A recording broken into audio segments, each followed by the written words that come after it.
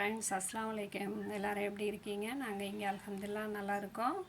அனைவருக்கும் தமிழ் புத்தாண்டு வாழ்த்துக்கள். ஷீர் குர்மா செய்யலாம் வாங்க ஃப்ரெண்ட்ஸ். 1 கப் ஜீனி, 2 ஏலக்காய், சேமியா 1 கப்பு, பால் 1 கப்பு, 1/4 கப்பு வெள்ளரி விதை, 1/4 கப்பு பூசணி விதை, 5 பேரிச்சம்பழம், 1/4 கப்பு பாதாம் பருப்பு, 1/4 கப்பு முந்திரி பருப்பு, ஒரு 5 காஞ்ச திராட்சை, 4 டீஸ்பூன் நெய், ஒரு 1/2 டின்னு மில்க் மெய்டு. இதெல்லாம் இப்போ எப்படி செய்யலாம் அப்படிங்கிறத பார்ப்போம் வாங்க.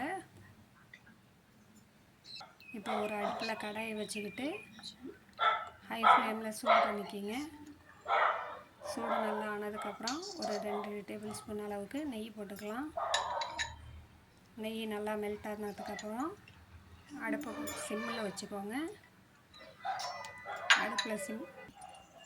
அடுப்பை சிம்மில் வச்சுட்டு இப்போ நம்ம சேமியாவை ஆட் பண்ணிக்கலாம்.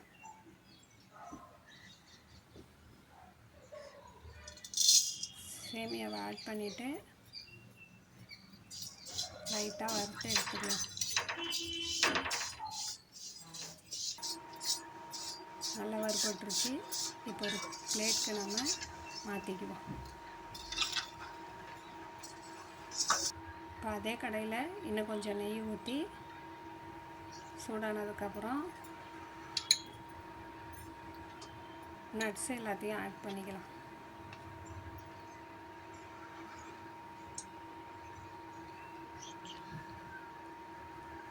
ஒரு நட்ஸாக போட்டுக்கோங்க. அடுப்பு சிம்லேயே இருக்கட்டும். பூசணி விதை, சன்ஃப்ளவர் சீடு, பாதாம் பருப்பு, முந்திரி பருப்பு, கருப்பு திராட்சை எல்லாம் ஒன்றா சேர்த்து இப்போ நல்லா நெய்யில் நம்ம வறுத்து எடுத்துக்கலாம். அடுப்பு சிம்லேயே இருக்கட்டும், இல்லாட்டி நம்மளுக்கு தீஞ்சு போயிடும். பாருங்க, நல்லா கலர் சேஞ்ச் ஆகிடுச்சு. இப்போ பால் எடுத்துக்கலாம். பால் 1 கப்பு சேமியாவுக்கு 5 கப்பு பால் எடுத்துக்கணும்.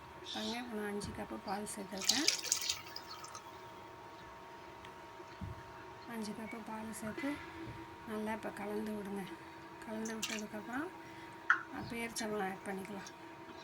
1-2 பிச்சு போடுங்க. பேரிச்சம்பழம் பிச்சு போட்டு நல்லா கலந்து விடுங்க. நல்லா கலந்து விட்டதுக்கப்புறம் பால் நல்லா கொதித்து வரணும்.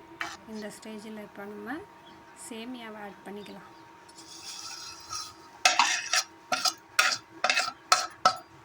சேமியாவை ஆட் பண்ணி நல்லா கலந்து விடுங்க. நல்லா பாயாசம் நல்லா கொதித்து வந்திருக்கு. இப்போ நம்ம ஜீனி சேர்த்துக்கலாம். உங்களுக்கு தேவையான அளவு எவ்வளவோ ஜீனி, கூடவோ குறைச்சலோ உங்களுக்கு தேவையான அளவு சேர்த்துக்கோங்க. இப்போ நம்ம மில்க் மெய்டு ஊற்றிக்கலாம். ஏலக்காவை தட்டி போட்டிருக்கேன். உங்களுக்கு ஏலக்காய் ஃப்ளேவர் பிடிக்கல அப்படின்னா அதை ஸ்கிப் பண்ணிக்கலாம். நல்லா கலந்து விட்டு நீங்கள் டேஸ்ட்டு பண்ணி பாருங்கள். ஸ்வீட்டு உங்களுக்கு அந்த மாதிரி இருக்கா இல்லை கம்மியாக இருக்கான்னு. கம்மியாக இருந்துச்சு, உங்களுக்கு ஸ்வீட் கம்மியாக இருக்குது அப்படின்னாக்கா நீங்கள் ஸ்வீட் சேர்த்துக்கலாம். நீங்களும் உங்கள் வீட்டில் இதை ரெசிபியை ட்ரை பண்ணி பாருங்கள். ட்ரை பண்ணி பார்த்துட்டு எப்படி இருக்குது அப்படிங்கிறத ஃபீட்பேக் சொல்லுங்கள்.